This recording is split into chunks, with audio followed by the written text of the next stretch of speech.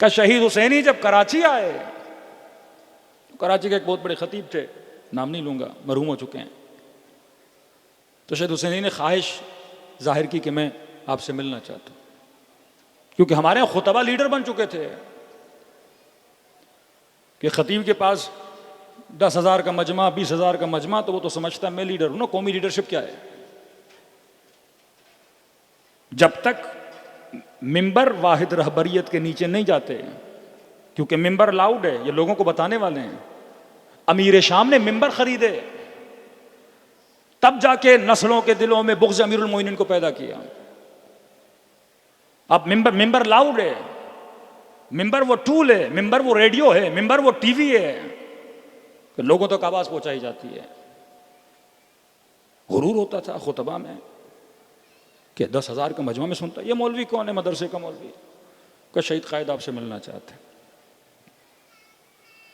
کہتے ہیں تقریباً 40 منٹ ہم اس خطیب کے دروازے پہ کھڑے رہے، تذلیل کرنے کے لیے کہ کھڑے رہو، میں بڑا ہوں، لیکن شہید نے برا نہیں مانا کہ نہیں، یہ قوم کا فرد ہے، ہمارا کام ہے ان سے ملنا، ان کی اصلاح کرنا۔ کہتے دروازہ کھلا اور شہید جب ان سے ملنے گیا اور بیٹھے، یہ جناب بڑی ٹیک ویک لگا کے بیٹھے، اور خطیب تھے، اب خطابت ہے، ٹیکنیک ہے، لوگوں کو جمع کرنا، 4 چٹکلے سنانا، 4 باتیں کرنا، لوگ آ جاتے ہیں۔ خطابت ایک ہنر ہے، ہو سکتا ہے کوئی بہت بڑا عالم ہو پر بیچارہ خطیب نہ ہو، تو خطیب نہ ہونے سے اس کے علم کا انکار تو نہیں کیا جا سکتا، خطیب نہ ہونے سے اس کی تقویٰ کا انکار تو نہیں کیا جا سکتا۔ تو کہہ رہے شہید حسینی سے یہ اس طرح بات کر رہے تھے، ہاں بتائیے کس مدرسے سے پڑھایا آپ نے، کتنا پڑھایا آپ نے، کتنے سال پڑھایا آپ نے؟ کہہ رہے شہید حسین ان سے باتیں کرتے رہے، کہہ رہے ہیں وہ شہید کا اخلاق، وہ شہید کی رفتار کہ پہلے یہ دروازے پہ 40 منٹ کھڑا کیا، 2 گھنٹہ یہ شہید کی باتوں کو سنتے رہے، کہہ رہے آخر میں اس خطیب کے وجود میں وہ تبدیلی آئی کہ شہید کو دروازے تک چھوڑنے کے لیے آئے، پھر اپنے ممبروں پہ شہید کی تعریفیں کرنے لگے کہ وہ جناب زہیر کے پہلی مرتبہ مولا قاصد بھیجتے ہیں، کہتا ہے میں نے نہیں ملنا حسین ابن علی سے، میں نے راستہ الگ کیا ہے، سیاسی اختلاف امام حسین سے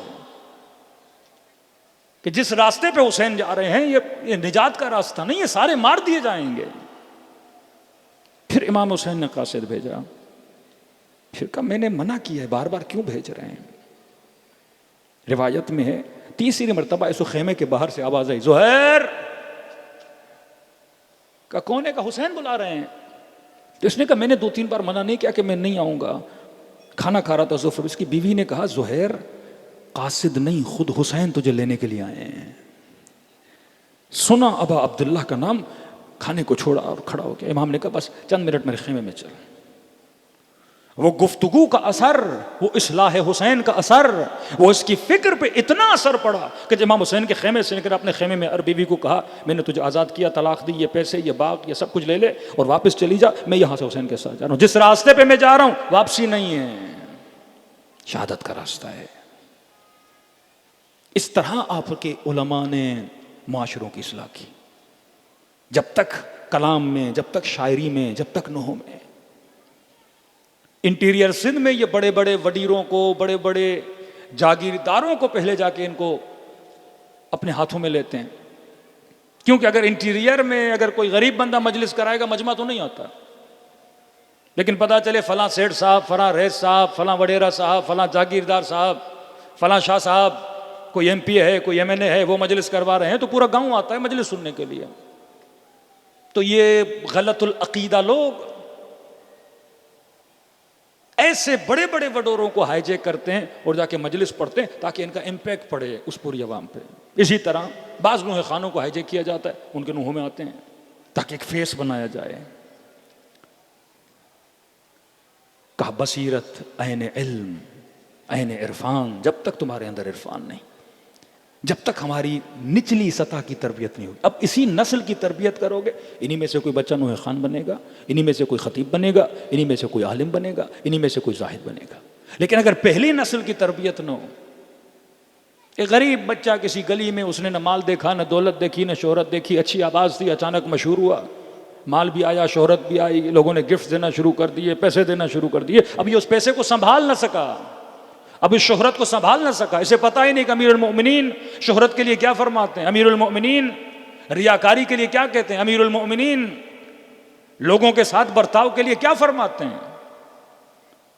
غلط فکر اگر انسان کی ہو وہ صحیح راستے پہ بھی چلے، لیکن فکر کیونکہ غلط ہے، یہ غلط کام کرے گا۔ تو مولا حسین جب مدینے سے آ رہے تھے، مکے گئے، مکے سے جا رہے تھے، تو مختلف افراد نے، کل میں نے آپ کی خدمت عرض کیا کہ امام حسین کو بار بار کہنے لگے مولا حسین نہ جائیے نہ جائیے، قتل کر دیے جائیں گے۔ امام حسین نے اپنے کلام سے ان کی کیا کی؟ اصلاح کی۔ فرمایا 4 چیزیں امام حسین نے فرمائی۔ پہلی چیز وہاں فرماتے تمہارے لیے موت کیا ہے؟ فنا ہے، لیکن حسین ابن علی کے لیے موت کا مخط کس طرح ہے؟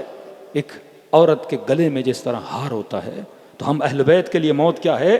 زینت ہے۔ تمہارے لیے موت بری ہو سکتی ہے، ہمارے لیے موت بری نہیں ہے۔ دوسری چیز فرمایا کہ بالرضانا رضا اللہ، خطبہ امام حسین ہے، فرمایا یہ مت دیکھو ماحول کیا ہے، ہماری رضایت میں خدا کی رضایت۔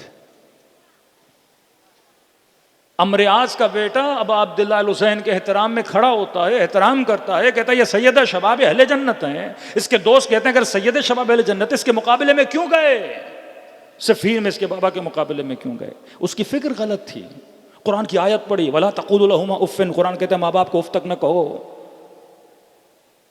ماں باپ کا احترام کرو۔ کہ میں والد کے احترام میں گیا، اختلاف ہوا، یہ فکر غلط ہے، تنی صحیح ہے، حکم قرآن ہے کہ والد کے کہنے پہ ہمیں کرنا پڑتا ہے۔ وہاں پہ امام حسین کے پاس لگے، مولانا نے فرمایا لا طاعت لمخلوق معصیت اللہ، تم مخلوق کی طاعت نہیں کر سکتے اگر وہ طاعت الہی کے مقابلے میں۔